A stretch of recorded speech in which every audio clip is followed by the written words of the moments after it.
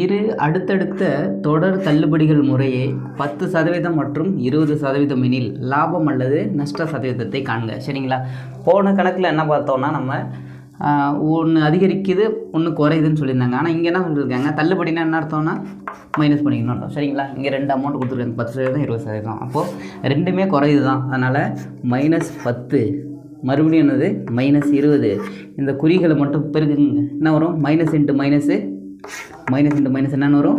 Plus. சரிங்களா? அடுத்து என்ன பண்ணணும், இந்த எக்ஸையும் ஒய்யும் பெருக்கிக்கணும். 10 × 20ங்களா? கீழே என்ன பண்ணணும், வழக்கம் போல் ஒரு 100 போட்டுடணும் சதவீதத்துக்கு. இப்போ பாருங்கள், இது கூட்டுங்க. கூட்டினா என்னென்னு வரும்? -30ன்னு வந்துடுங்களா? கூட்டல் இதை அடிச்சிங்க, 1 20 20, 5 20 100, மறுபடியும் 1 5 5, 2 5 10ங்களா? டோட்டலாக என்னென்னு கிடைக்குது? 2ன்னு கிடைக்குது. அப்போது -30ல் +2 கழிச்சோன்னா என்னென்னு வந்துடும்? -28. அப்போ மைனஸில் ஆன்சர் வருது இல்லையா? என்ன அர்த்தம்? இதுக்கு நஷ்டம். எத்தனை சதவீதம் நஷ்டம்? 28% நஷ்டம். ஓகேவா? அவ்வளோதாங்க இந்த கணக்கு.